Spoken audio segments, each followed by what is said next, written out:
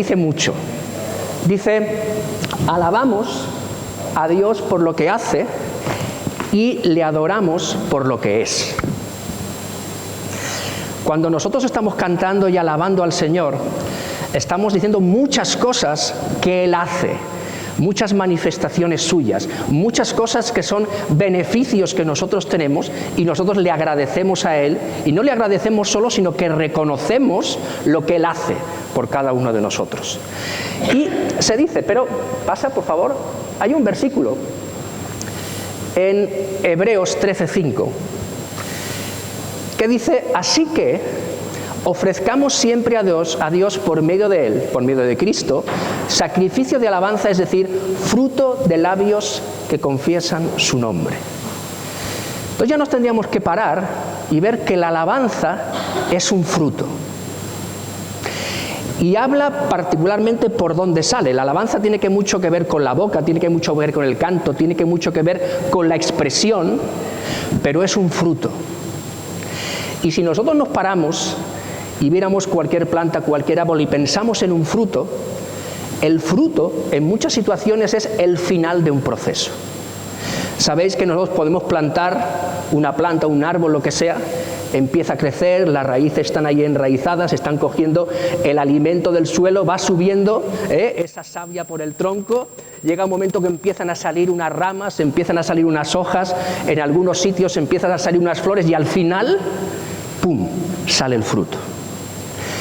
Entonces la alabanza tiene que ser el final de un proceso en mi vida en el que estoy anclado en el Señor, en el que me alimento del Señor, en el que tengo todos esos beneficios y bendiciones de parte del Señor, y al final esa explosión en mi vida no puedo hacer otra cosa que alabarle.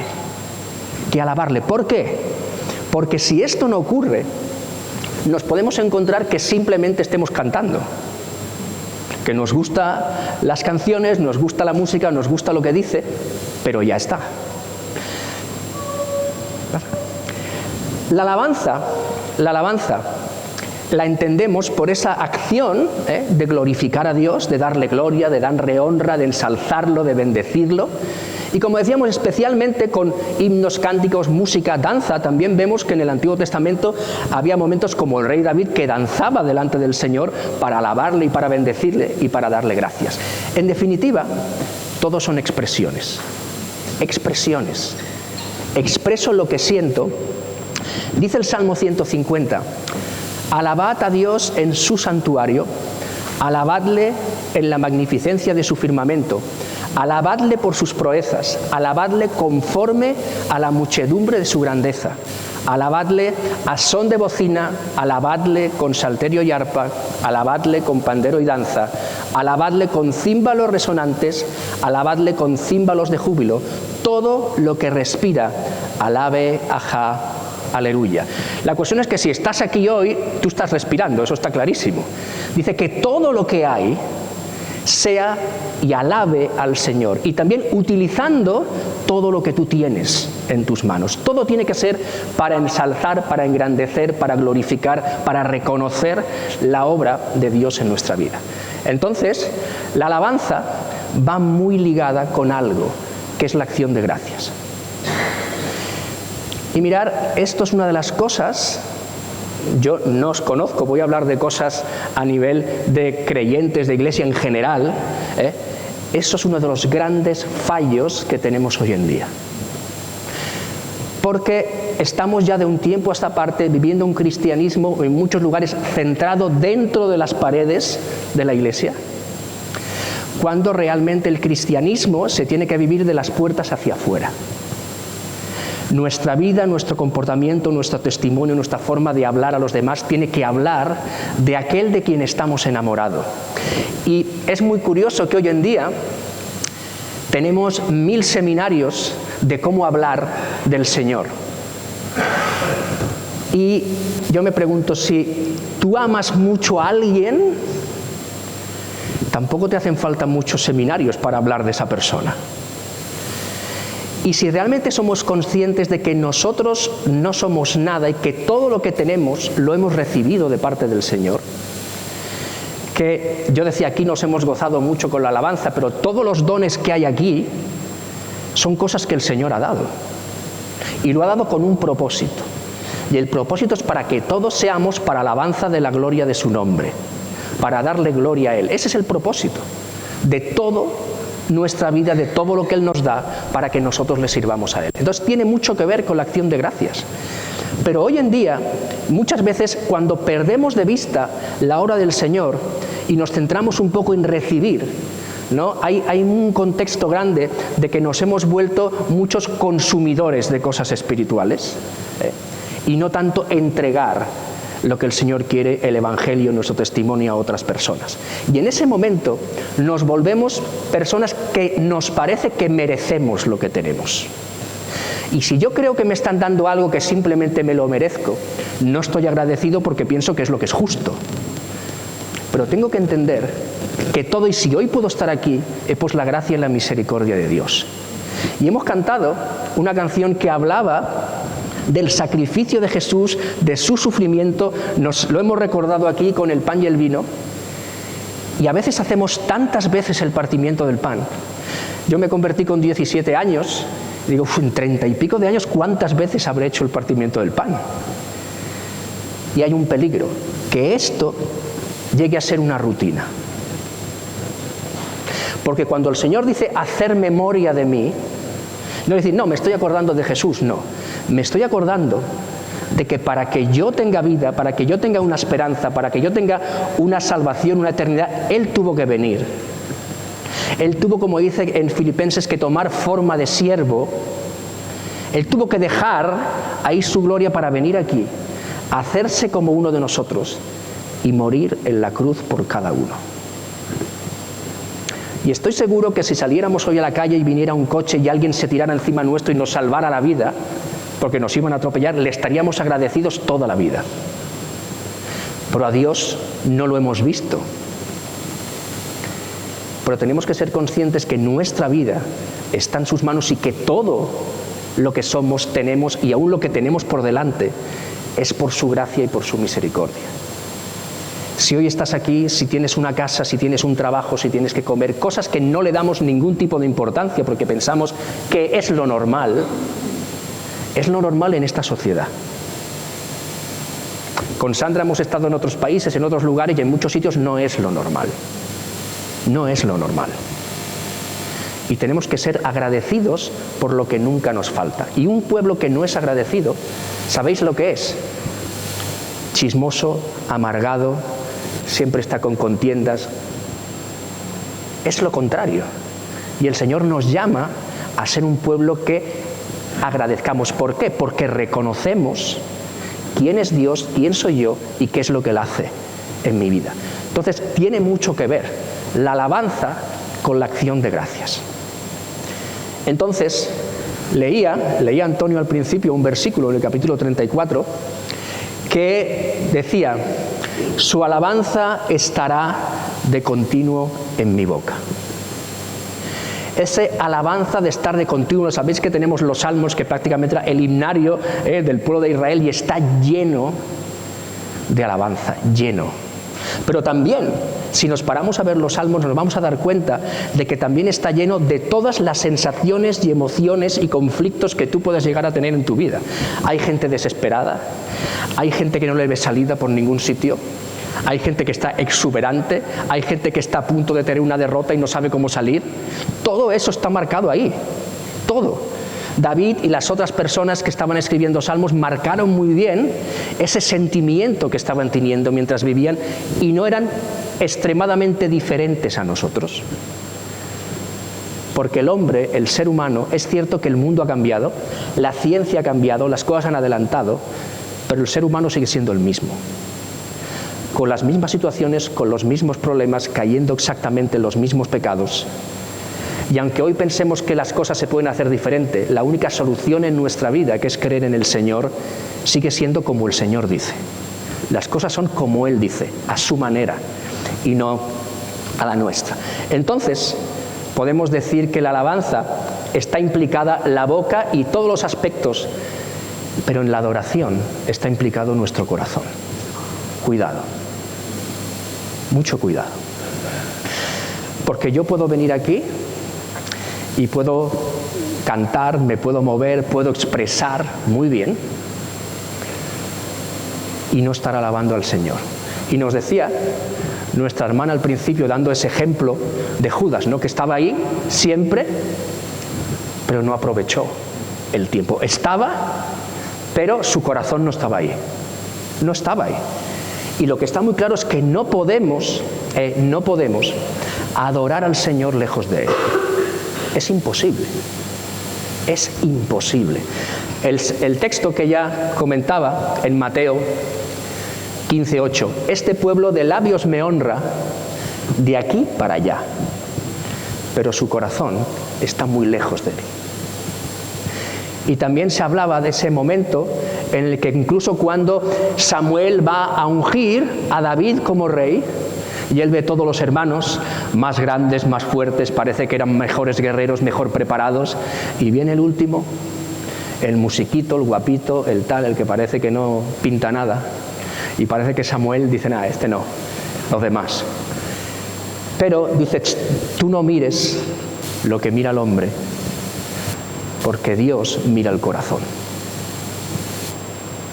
Y para ser un adorador no se tiene que ser un gran teólogo, no se tiene que ser una persona muy preparada, se tiene que ser una persona que ame realmente al Señor. Eso es un adorador. Y es curioso que en la Biblia no hay ni un solo versículo que diga que Dios busca a quien le alabe. En cambio dice que Dios busca a quien le adore. En la historia de la mujer samaritana, dice el Señor, la mujer samaritana llega allí y dice, bueno, Señor, dicen que si se tiene que adorar en Jerusalén, si se tienen que adorar nosotros en Samaria, aquí, allí. Bueno, cuando venga el Mesías nos dirá dónde. Dice, bueno, soy yo. Dice, pero no constan ni aquí, ni aquí, ni allí. Y él dice, mas la hora viene y ahora es cuando los verdaderos adoradores adorarán al Padre en espíritu y en verdad. Y ahora dice, porque también el Padre, tales adoradores, estos que adoran en espíritu y en verdad, busca que le adoren. Y fijaros que Dios no busca la adoración. Él tiene mucha adoración. En el cielo hay ángeles que le están adorando constantemente. Él busca al adorador. Él no busca esa parte que puede tener en cualquier momento. Él busca la relación con la persona. Porque sabemos que el cristianismo no es una religión, no es un conjunto de normas que hay que cumplir, que en ciertas formas estoy diciendo que me estoy ganando lo que recibo, sino que es una relación con alguien. No es con algo, es con alguien. La religión te pide que hagas, el Señor te da. El Señor es aquel que no vino, como dice Marcos 10:45, a ser servido, sino a servir y a dar su vida en rescate por muchos. Y cuando servimos y entregamos nuestra vida por los demás, es cuando más nos estamos pareciendo a Jesús. Y Él busca este tipo de personas. Entonces, vamos a centrarnos más en esta mañana en lo que es la adoración, porque decíamos que es lo que implica mi corazón. Y mi corazón no estamos hablando, y lo sabéis perfectamente en la Biblia, de este músculo que tenemos aquí que nos hace vivir, sino de todo nuestro ser. Y la adoración, en primer lugar, nos lleva a una actitud de humillación delante del Señor. Y la palabra humillación en nuestro mundo tiene una forma muy mala. Humillarse. Aquí humillarse suena muy feo. Pero la humillación en la Biblia tiene mucho que ver con la humildad.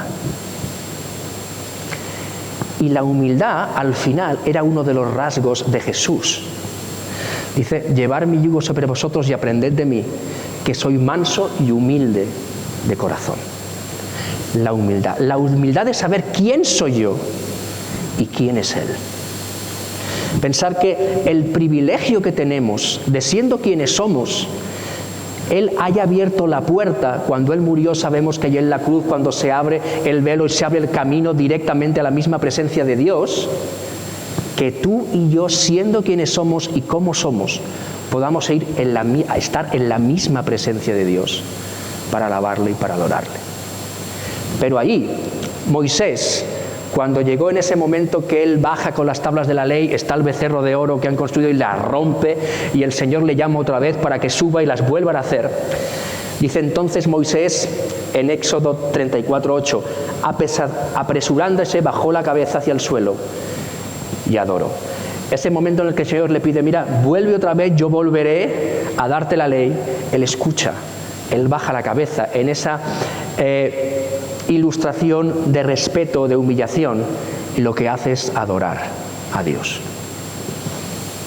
El Salmo 95:6 dice, venid, adoremos y postrémonos, arrodillémonos delante de Jehová nuestro Hacedor. Primera cosa, una vida de adoración te va a convertir en una persona humilde. Lo contrario, que es el mayor escollo y el problema más grande que tenemos como creyentes y que traemos de nuestra naturaleza por el ser humano, es nuestro orgullo. No nos gusta entregar nada, no nos gusta que nadie controle nada. Y aunque sabemos que cuando creímos en el Señor y le reconocimos, no como nuestro Salvador, sino como nuestro Señor, decir Señor es decir, yo te entrego mi vida y mandas tú. No podemos decir Señor y yo hago y yo quiero y yo digo. No encajan estas dos cosas. Si Él es Señor, Él es quien manda, Él es quien dirige, Él es quien dice el siguiente paso que tenemos que dar.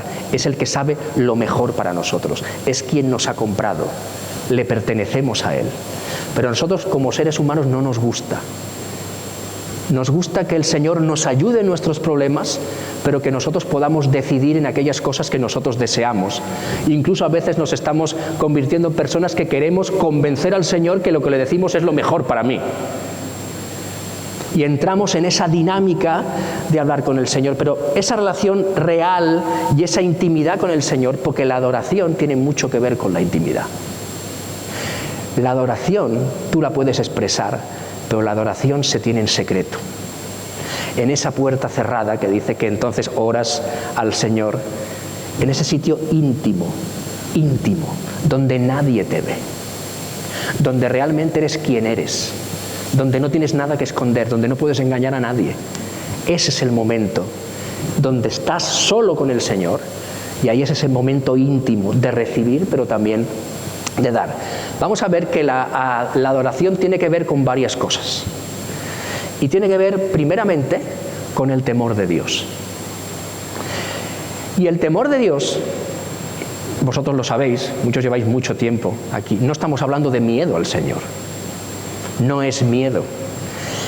Es un temor reverente, pero hace muchos años, yo soy de Barcelona, el nombre me delata, lo de Jordi, pero llevo mucho tiempo aquí. Llevo mucho tiempo en Andalucía y yo ya digo que soy cataluz, ya no soy tal, yo ya soy catalán pero andaluz. Y hubo un hermano, yo era muy joven, teníamos un retiro en la iglesia y vino un hermano y nos hablaba del temor de Dios y dio una definición del temor de Dios.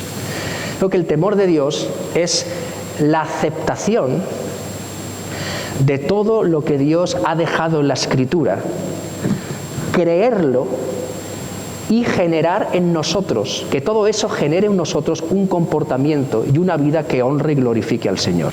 Eso es vivir en el temor de Dios. Aceptar todo lo que Dios nos ha dejado en su revelación, creerlo, cumplirlo y generando en nosotros una vida y un comportamiento que honre y glorifique al Señor. Eso es vivir en el temor de Dios. Y dice el Salmo 5:7, mas yo por la abundancia de tu misericordia entraré en tu casa, adoraré hacia tu santo templo en tu temor. No puedo adorar si no conozco, no puedo adorar si no amo, no puedo adorar si no tengo esa intimidad con el Señor. Y sabemos que esa relación con Dios se revierte y produce en nosotros esa nueva vida que Él nos prometió, estando en Cristo, una nueva vida con valores diferentes, con principios diferentes, con un destino diferente, una nueva vida que no podíamos imaginar antes. nos lleva al temor de Dios, también nos lleva a un tipo de vida de vivir en santidad. Santidad es apartado para Dios. Él nos cogió del reino de las tinieblas y nos sacó y nos llevó al reino de su amado Hijo.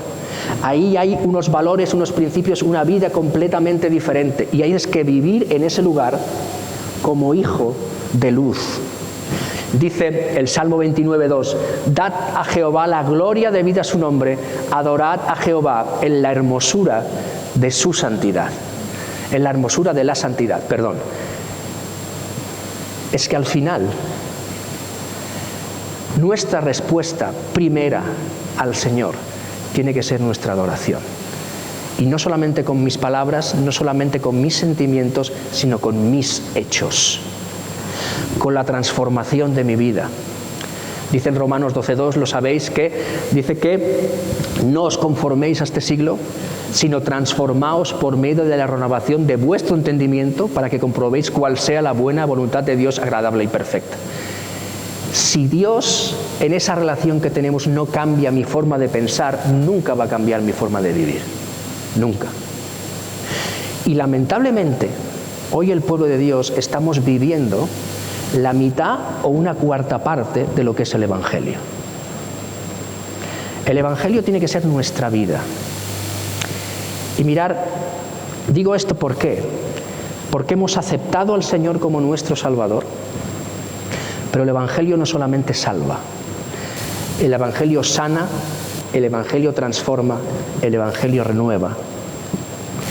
Y el Señor quiere hacer esa obra en nosotros y no podemos ser un pueblo agradecido, un pueblo que vive en la voluntad y el poder de Dios y estemos tristes, amargados, hundidos, sin levantar cabeza, cuando Él no solamente salva y nos lleva a la eternidad, sino que te renueva aquí, te sana aquí, te provee aquí y está todos los días contigo.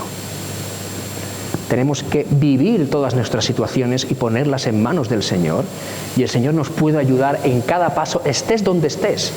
Porque es cierto que vemos la Biblia, vemos a un Elías con una depresión de caballo.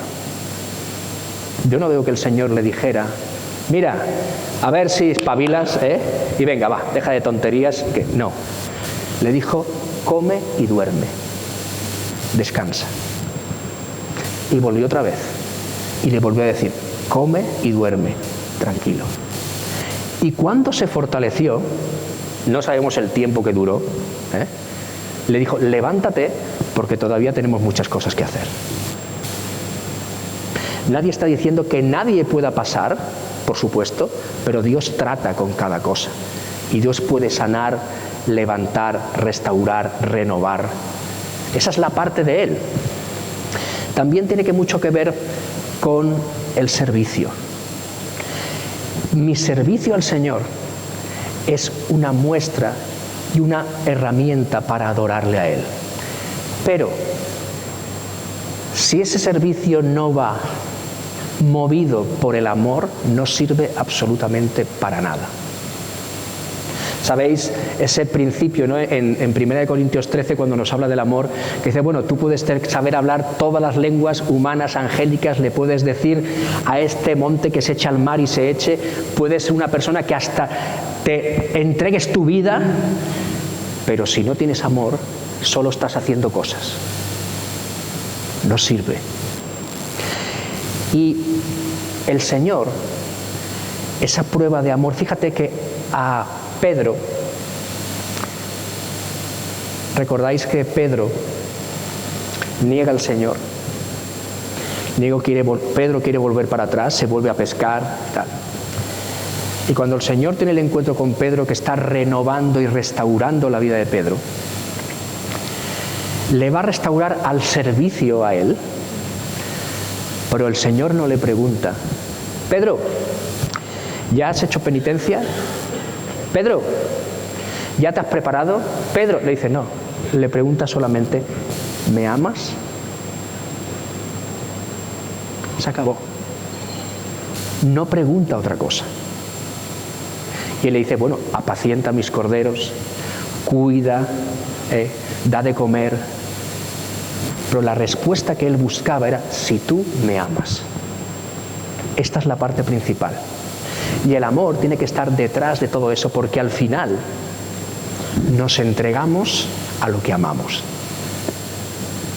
Y hay un ejemplo malo en Segunda de Reyes 17, el 16 y el 17, que está cuando el pueblo de Israel cae en manos de Samaria después de años y años y años del Señor avisándoles de que si no obedecían al Señor, si no seguían al Señor, si no se arrepentían, iban a caer. Dice: dejaron todos los mandamientos de Jehová su Dios y se hicieron imágenes fundidas de 2 becerros y también imágenes de Asera, y adoraron a todo el ejército de los cielos y sirvieron a Baal, e hicieron pasar a sus hijos y a sus hijas por fuego, y se dieron a adivinaciones y agüeros, y se entregaron a hacer lo malo ante los ojos de Jehová, provocándole a ira. Esto era la antesala de la caída. Dejaron de adorar, pero si no adoras a Dios, adoras a otro. Y cambiaron toda su forma de ser, empezaron a adorar a todo el ejército del cielo, a obrar como obran todas estas personas, y lo único que pasó es que se encendió la ira del Señor. Y se cumplió lo que Él decía. Pero es que siempre, también lo dice el Señor, antes de la caída viene la altivez. Y a veces dejamos y cosechamos solamente lo que nosotros estamos plantando. Y fijaros que el diablo, ¿cuál fue la cosa que le pidió a Jesús? El diablo no le dijo nunca a Jesús: quiero que me alabes. Le dijo: quiero que me adores. Cuando Jesús está en ese tiempo en el desierto, que lo lleva el Espíritu Santo hasta estos 40 días, y es tentado por el diablo, al final el diablo le dice, otra vez le llevó el diablo a un monte muy alto y le mostró todos los reinos del mundo y la gloria de ellos, y dijo: todo esto te daré si postrado me adorares. Entonces Jesús le dijo: vete, Satanás, porque escrito está: al Señor tu Dios adorarás y a Él solo servirás. Satanás no buscó la alabanza de Jesús, buscó que le adorara. ¿Por qué? Porque la adoración tiene que ver con la rendición. Y él quería ver a Jesús rendido delante de él. Por eso buscó la adoración. Porque la adoración es entrega. Y buscaba eso, que Jesús se entregara delante de él, que se rindiera delante de él. Esa era su victoria. Por supuesto, Satanás, aunque sigue haciendo mucho daño, ya está vencido. El Señor ya le ha vencido, pero eso es lo que él buscaba. Es curioso, Dios busca al adorador, la relación con la persona, y Satanás quería que Jesús mismo se postrara y le adorara delante de él. Pero es que en definitiva, si no adoramos y nos postramos delante del Señor, lo haremos delante del diablo. No hay un gris, es blanco o es negro, no hay medias tintas. O sirves a Dios o sirves al príncipe de este mundo. No hay. Y al final somos nosotros quien decidimos cada día en nuestra vida. También es verdad que no se puede adorar a Dios si no crees realmente en Él. Ahora con esto me dirás, bueno, esto es muy básico, pero que creemos todos. Bueno, cuando estamos en esos momentos más difíciles que parece que no todo funciona, ¿tú crees que Dios es quien va a solucionar las cosas? Porque yo, para mi vergüenza lo digo, ha habido muchas veces que he tenido un problema y he intentado 1000 formas de solucionarlo. He buscado por arriba, por abajo, por en medio, he mirado 1000 formas de cómo poder hacer yo. Y al final, cuando ya me doy cuenta de que yo solo no puedo, digo, Señor, el Señor hace. Y luego digo, si hubiera sido antes, cuántas cosas me hubiera ahorrado. Pero tenemos la tendencia a querer controlar, a querer hacer, a querer decidir nuestra propia vida. Y en Juan 9, Jesús está curando a un ciego de nacimiento. Un ciego que luego le echan de la sinagoga. Los padres no dicen nada porque tienen miedo que los echen a ellos. Y dice, oyó Jesús que a este ciego le habían expulsado y hallándole le dijo, ¿crees tú en el Hijo de Dios? Respondió él y dijo, ¿quién es Señor para que crea en él? Jesús dijo, pues le has visto y el que habla contigo es. Y él dijo, fijar la secuencia, creo, Señor, y le adoro. Esto es lo siguiente, él había recibido una sanidad muy evidente, le había cambiado completamente la vida. Dice, no solamente creo, es que te adoro. Dios nos abrió los ojos un día. Dios entregó su vida. Dios te lo ha dado todo. No simplemente para que creamos, es para que le adoremos. Es para que estemos con Él. Además, Dios no es uno más a quien adorar. Es al único a quien adorar. No comparte su gloria con nadie. Es el único. Cuando le contestó al diablo, el mismo Señor le dijo, no, lo que está escrito aquí es al Señor tu Dios adorarás y a Él solo servirás. Solo. Solo no significa, bueno, alguno más, no, el único. El único. No podemos adorar a nada ni a nadie más que a Dios. Y tampoco en nuestra vida nada ni nadie puede ocupar el lugar de Dios. Porque cuando lo ocupe, le estamos dando una adoración que no merece. Solamente Dios. Solamente Dios. Y es por eso que vemos en esta mañana que el Señor busca al adorador. La intimidad. Mirad, venir aquí el domingo es bueno y además estamos cumpliendo lo que el Señor dice. El Señor nos dice que no dejemos de congregarnos como algunos tienen por costumbre. También nos dice el Señor qué bueno y hermoso es habitar los hermanos juntos en armonía, que ahí el Señor envía bendición y vida eterna.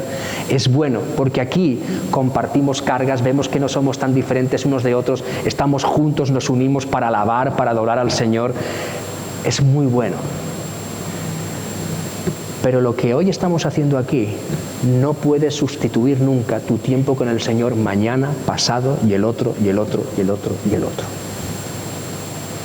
Y la adoración no se tiene aquí en un momento concreto de la semana. Se tiene el lunes, el martes, el miércoles, el jueves, el viernes, el sábado y el domingo. Y viene de ese momento íntimo, de ese momento de leer su palabra, de ese momento en el que ves que hay versículos de la Biblia que salen y te están hablando directamente, de ese momento de orar, que orar no simplemente es hablar tú. Decimos que orar es una conversación entre Dios y tú, entonces si es una conversación no es un monólogo. Cuando oras hay algo que os quiero dejar, a muchos seguramente lo haréis, tendríamos que practicar más el silencio, orar y callar. Y estar en silencio delante de Dios. Y nos damos cuenta que Dios contesta, y que Dios habla, y que Dios muestra muchas cosas. Esa relación íntima, personal, en el sitio donde puedo llorar, en el sitio donde me puedo reír, en el sitio donde no tengo nada que esconder, en el sitio donde estoy con alguien que me conoce mejor que yo, que es quien me ha creado, que dice que me ama, que me lo ha demostrado. Y además dice que está conmigo todos los días hasta el fin del mundo. Tengo que aprovechar eso porque de ahí surge la verdadera adoración. De descubrir al Señor como es, no como nos imaginamos que es. Y fijaros que en ese texto de Juan, él decía que él busca verdaderos adoradores. Y los verdaderos adoradores son personas que adoran con dos características, en espíritu y en verdad. Y adorar en espíritu es adorar en la actitud correcta. Acercarnos a Dios con la actitud correcta, con esa actitud que hemos visto que marca mucho el tema de la humildad delante de Dios, el humillarnos delante de Él, el reconocerle quién es. Pero también habla de en verdad. Nosotros adoramos al Señor conforme a lo que vemos y entendemos y sacamos de su verdad, que es las Escrituras. Adoramos de acuerdo a lo que aquí hay. Con la actitud correcta pero también oramos y adoramos al Señor en base a lo que Él nos ha dejado, a lo que conocemos. Pero fijaros que el texto acaba diciendo: porque tales adoradores es necesario que adoren. Jesús no dice, la adoración es algo que te conviene, dice, es algo que es indispensable, que es necesario. Pero la pregunta es, si Dios tiene toda la alabanza y la adoración que quiere, ¿por qué es necesario que yo le adore? Pero es que es necesario para ti. Eres tú quien necesita adorarle. Él ya tiene la adoración que quiere, pero sabe que en tu vida, para que las cosas vayan, para que andemos y caminemos y crezcamos en Él, es necesario. Pero es necesario para ti. ¿Cuántas veces el Señor se acercaba a alguien a quien iba a salvar, a quien iba a sanar? ¿Qué le preguntaba?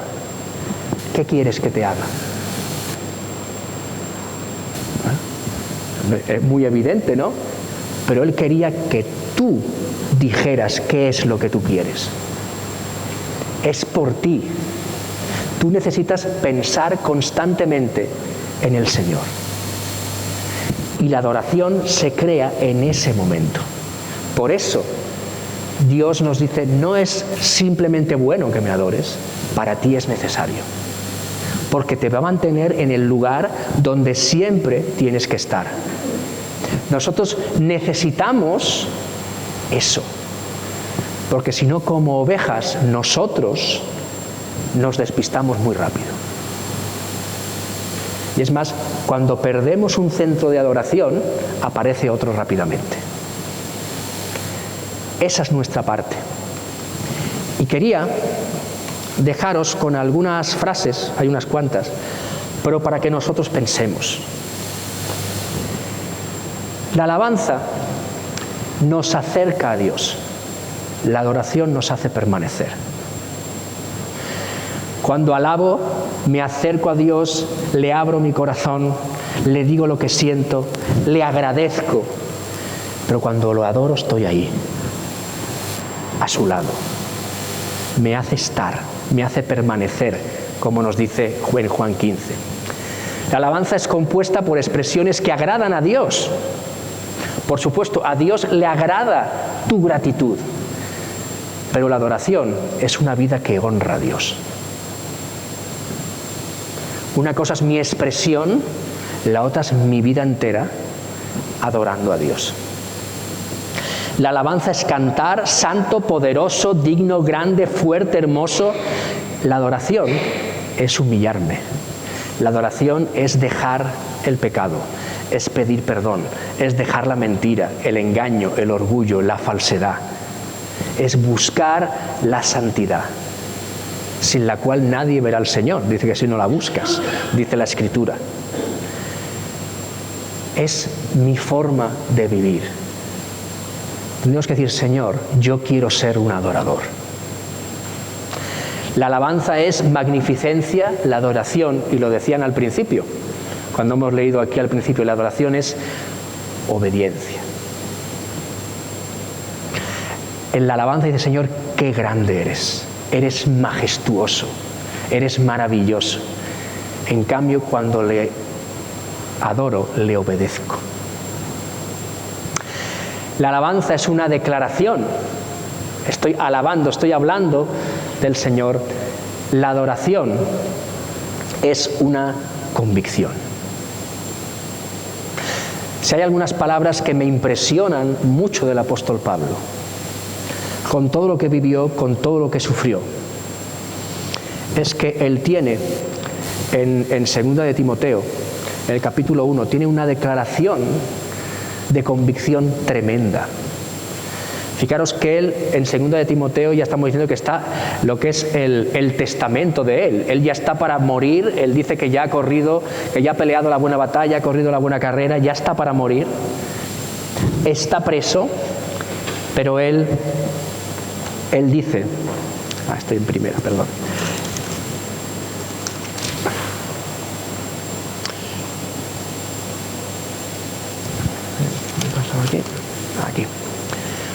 Por lo cual, asimismo padezco esto. Estaba en la cárcel, pero no me avergüenzo, y dice, porque yo sé en quién he creído y estoy seguro que es poderoso para guardar mi depósito para aquel día. Él estaba seguro, él sabía en quién había creído y estaba seguro en las manos del Señor, fuera cual fuera la circunstancia que tenía que vivir. La convicción.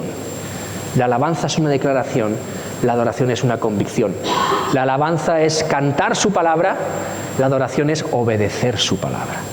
Es ser hacedores de lo que el Señor nos deja. La alabanza me hace estar de pie ante cualquier adversidad. La adoración me hace estar de rodillas delante de la presencia de Dios. Dicen que no hay una posición más alta que esta. Ahí hay algunos versículos. Ahí habla de Josafat, de uno de los reyes, que venía un gran ejército contra él. Y él decía, Señor, no sé qué hacer, pero a ti levanto mis ojos, decía Josafat. Y el Señor le dijo, mira, ponte ahí, que salgan los cantores y que alaben. Y mientras alababan, el ejército enemigo se mataron entre ellos y el Señor los destruyó. Ellos estaban de pie y pudieron andar delante de cualquier problema mientras ellos alababan, pero para eso antes se habían arrodillado delante del Señor para buscar su presencia. La alabanza hace temblar a mis enemigos, la adoración me hace temblar a mí delante del Señor. Alabanza es exaltación, adoración es revelación. Él te habla, Él te habla. En la alabanza levantamos el nombre de Dios. En la adoración yo menguo.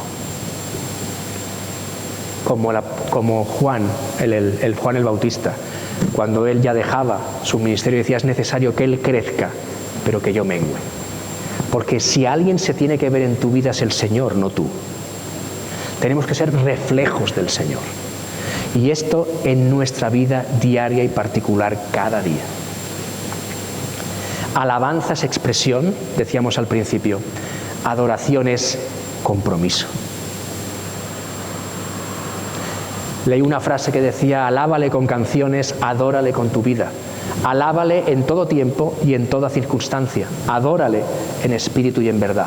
Alábale con todas tus fuerzas. Adórale con todo tu corazón. Si le adoras en esta vida, le alabarás por toda la eternidad.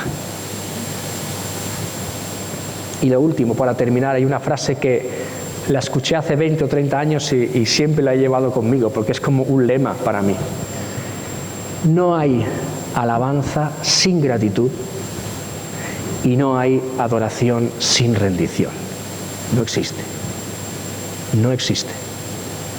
La gratitud es la base de nuestra alabanza. Nuestra rendición delante del Señor, en amor, en servirle, en buscarle, esa es nuestra adoración. El Señor nos está buscando a cada uno de los que estamos aquí. El Señor quiere tener una relación real, particular y especial con cada uno. Cuando nosotros nos enamoremos del Señor, no nos va a ser difícil salir fuera y hablar del Señor a cualquier persona. Yo aquí veo varios que estáis casados, algunos quizás estáis con el novio, con la novia. Yo cuando Sandra y yo éramos novios, había gente que decía, bueno, yo ya tengo ganas solamente de verla, porque conocerla ya la conozco. Te sale solo hablar de quien amas. No es un esfuerzo. Y al final esto es lo que tiene que salir de nosotros. Y cuando tengo esa relación de intimidad con el Señor, que lo voy conociendo cada vez más veo su magnificencia, salgo y hablo porque me sale solo. Me sale solo. No es algo que tengo que forzarme a hacer, sino es algo que quiero hacer.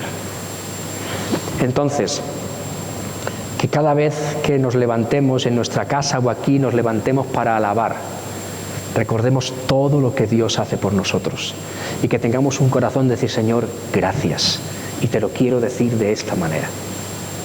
Pero que también que sepamos que Dios por encima de eso está buscando desde el día en que tú le entregaste tu vida una relación real y personal contigo, que es lo que realmente va a cambiar y a transformar nuestra vida por completo. Eso es lo que Él busca. Y eso es lo que nosotros tenemos que buscar y tenemos que aspirar, ser realmente adoradores del Señor. Entonces decían al principio que queremos, este es mi deseo. ¿Cuál es tu deseo? Y si nuestra respuesta es honrarte a ti, estamos diciendo mi deseo es ser un adorador. Que el Señor nos bendiga y que realmente aquí tenga y siga levantando un pueblo de adoradores que honra, glorifica su nombre y que otros más se ven cautivados por el amor de Dios. Amén.